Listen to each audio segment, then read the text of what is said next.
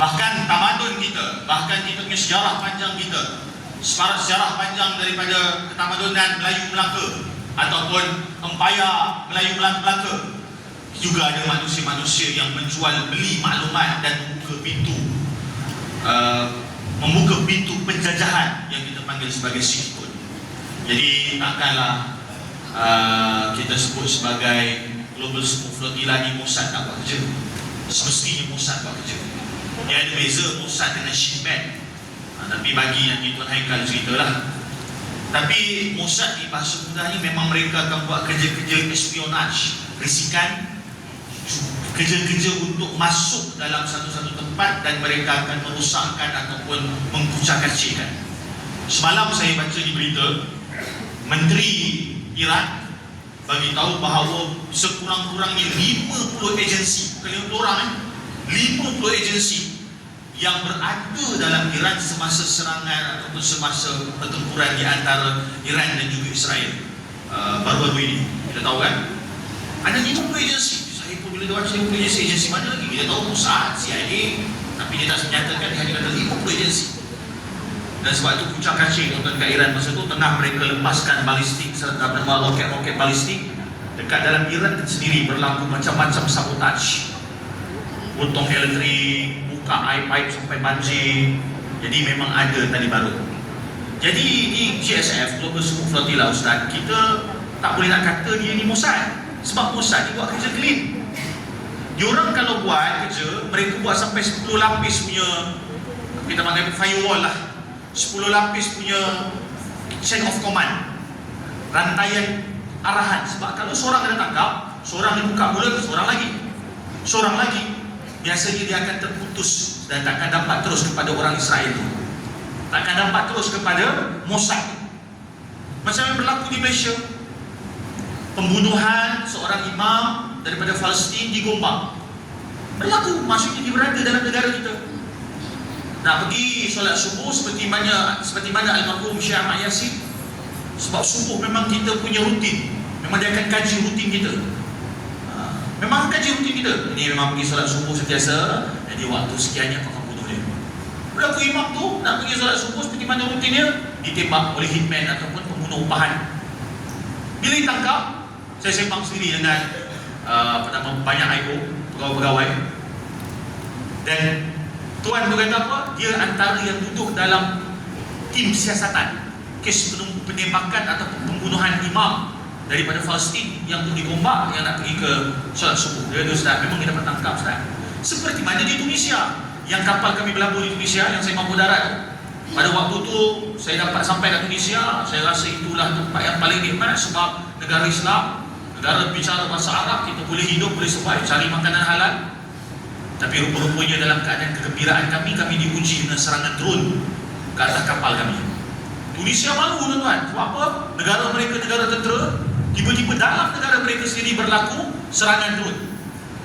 Saya dapat tahu daripada kawan saya Tunisia, dia kata lepas kami belayar, pelaku itu ditangkap.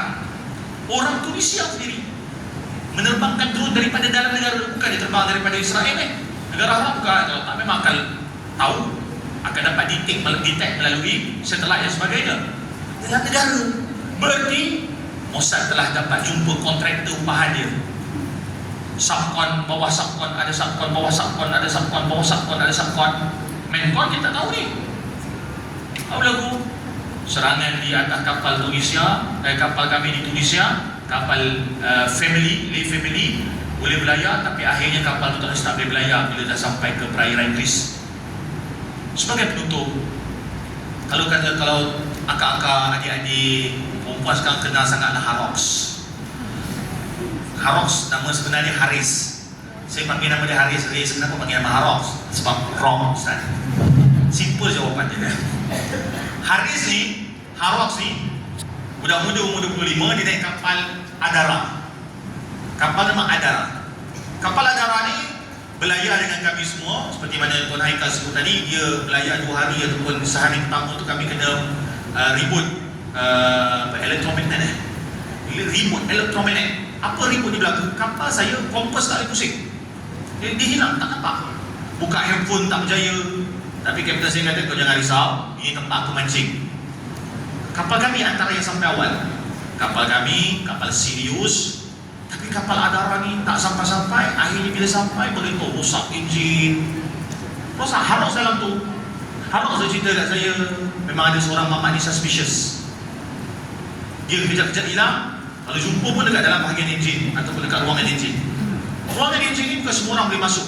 Saya masuk pun sebab saya nak tengok je, dan saya ada seorang kawan jurutera, dan jurutera tu memang kawan baik saya, Jim Griffin. Tapi memang itu adalah kawasan yang tak boleh naik, tak boleh masuk.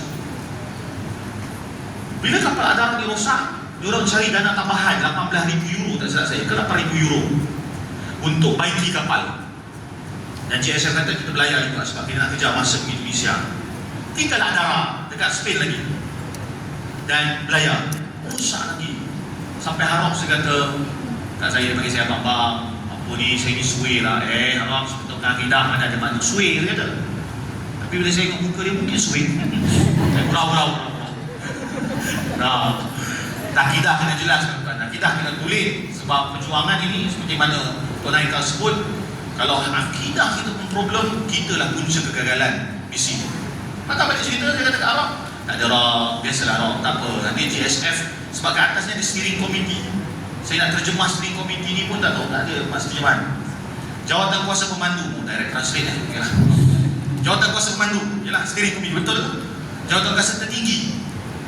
Maka mereka yang akan buat keputusan. Kami ni memang betul-betul kena belajar untuk terima dan patuh. Sami'na wa ata'na. Dia kata belayar. Tiba-tiba dekat perairan negeri 10 hari. Tak gerak-gerak. Stres tu kan. Stres.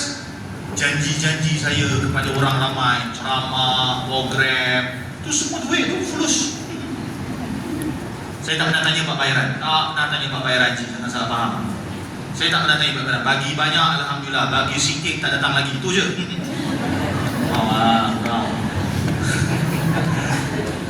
Apa berlaku? Saya dah janji 2 minggu je saya belayar. Saya dijadualkan 15 Oktober terbang bersama dengan jemaah tabung haji Travel and Tours. 200 jemaah yang memang datang daftar sebab, bukan sebab Allah lah, tapi nak mutawif ni ramai. Saya pun dah semua tadi nak balik ke tidak, dan kita tahu bahawa dibenarkan balik.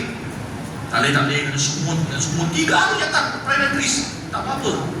Rupa-rupanya kenapa tak gerak, steering committee dapat maklumat bahawa tentera Spain, tentera Itali, tentera Turki, tentera darat, tentera laut mereka nak datang. Kita tak tahu maklumat ni. Kita baca dekat media sosial saja. Mereka sedang mengira balik, mereka sedang tengok, mereka juga ada jadual nak bagi pelayaran tu timing kena dengan UNGA, United Nations General Assembly. Ini dekat belah-belah pimpinan. Boleh bertanya, tapi jangan mendesak. Sebab ada benda-benda yang kita kata sebut sebagai rahsia. Itu juga yang berlaku kat Adara. Tiba-tiba Adara ditinggalkan. Jalan je. Pimpinan kata gitu, dia tinggalkan. Yang berlaku bila sampai ke Tunisia, belum dekat Spain lagi dekat saya. Semua kru semua kru dan kapten dan peserta diluncurkan, diagih-agihkan dekat kapal-kapal kecil. Naik tim lain dekat Adara. Elok pula kapal tu. Kapal kecil-kecil ni pula, dia orang perhati steering committee pun cerdik. Dia tengok kapal kecil mana pula rosak. Kapal yang ada Harok juga. Jadi mungkin Harok bukan suai, mungkin dia tali baut. Tengoklah, rakyat Malaysia ni rakyat Malaysia ni bang, sangat dipercayai. Kitalah yang diberi tugasan untuk jaga kaunter. Kitalah yang diberi tugasan untuk simpan maklumat-maklumat ataupun file-file. Ground crew CGM, orang tak belayar, tapi mereka yang jaga semua. Sangat dipercayai rakyat Malaysia. Sampai ada salah seorang steering committee namanya Tara. Dia buat lawak lah, nama saya ada dekat baju kamu, kan baju kita tu. Oh, mana nama kau Tara? Nusantara? Dah. Dia buat lawak lah. Tara ni seorang perempuan, tak ingat lah. Dia Eropah lah. Memang Eropah sungguh. Muka tu white betul, white supremacist. Muka putih sungguh. Ni lama.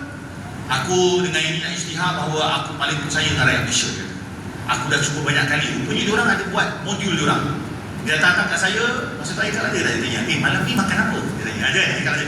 Malam ni makan apa? Dia kata, mana kami tahu? Oh, tak tahu. Tapi rupanya dia tanya, tak tahu maklumat makanan leaking tak? Faham tak? macam bela.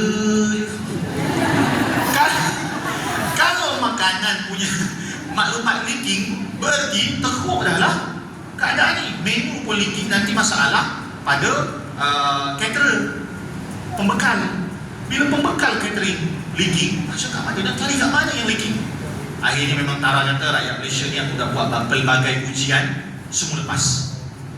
Dia kata, aku gembira bila mana aku uji kalian banyak kali, semua lepas. Maksudnya ujian kita lepas, saya tak tahulah bentuk ujian dia, tapi yang kena kat saya, dia tanya makanan. Mungkin buka saya ke makanan, saya akan cari espionage maklumat makanan. Memang tanya saya makanan apa, dia tak tahu Tara. Dia kata, sebagai penutup, kapal yang harus naik rosak lagi. Memang kerja rosak. Jadi apa berlaku? Pembubaran kapal kali kedua. Dan beberapa kapal juga lah, bukan dia sendiri kapal saja. Jadi seperti mana SPRM kata, follow the trail, follow the money. Untuk Mossad, kita tengok kat mana dia punya jejak-jejak digital ataupun jejak-jejak kerosakan. Dia dah mula kecilkan skop. Jadi adalah Mamat seorang ni yang anggap bahawa dia lah mungkin Mossad, maka kita bukan polis, kita bukan tentera, Ustaz. Jadi kita tak nak tangkap dia. Kita apa kita buat? Kita buang sahaja dia daripada misi. Sebab tu kalau tuan-tuan perasan, dekat Tunisia masa tu memang banyak namu yang digugurkan. Ramai ke? Ramai yang digugurkan. Di antara dia Mossad ataupun dia tak sesuai untuk misi flotilla. Ada seorang, saya tak nak sebut nama lah. Jadi seorang YouTuber, content creator, seorang Instagramer yang banyak follower, tiba-tiba dia tak boleh teruskan. Jangan bersangka-sangka. Tak payah sosok. Tak payah nak cari salah. Siapa eh? Tak payah. Dia memang diturunkan sebab apa? Konten dia terlalu dramatik. Minta maaf, kami di JSF tak nak layan drama. Kami tak nak layan orang-orang yang melampau nak buat konten. Nak buat konten boleh, tapi tak payah over, tak payah nak tunjuk kau terpaling JSF. Jadi awal-awal kena buang mamat ni. Tapi dibuang secara terhormat. Dikatakan apa? Hai korang bawang tanya nampak tu muka siapa weh? Siapa? Aku rasa dia lah. Tak payahlah kak. Tunggu tanya soalan tak nak. Bawang mau. Aku jadi diturunkan. Dan sejak daripada itu tak adalah konten dia. Sebab kita paling menyampah dengan orang yang terlalu dramatik. Dan ada juga perempuan, ini perempuan, keluar lagi keluar.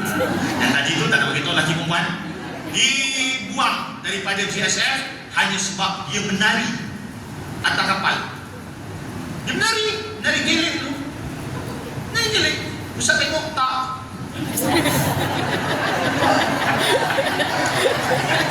Ya, saya tengok sekejap.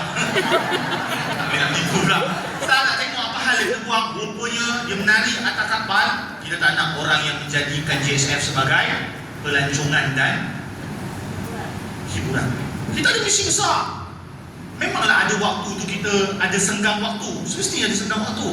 Takkanlah 24 jam dalam tu kita dalam mood perang semata-mata ataupun mood jihad. Tapi melampau sangat. Kiri dah banyak view lah tu. Mesej tentang Gaza hilang, giliran dia yang naik. Jadi berlaku tak Mossad, berlaku. Tapi saya tak dapat tidak, saya nak bagi juga mic ni ke Haikal sebab benda sama kat semalam orang tanya. Tak apalah berulang pun. Haikal terlibat dengan satu kes di Malaysia. Memang dia terlibat sendiri, bukan dia Mossad. Berlaku tangkapan dan orang yang berlaku tangkapan ni dia tak nak bagi kerjasama dengan polis Malaysia dan mahkamah Malaysia. Dia kata dia tak pandai English, maka dia cari.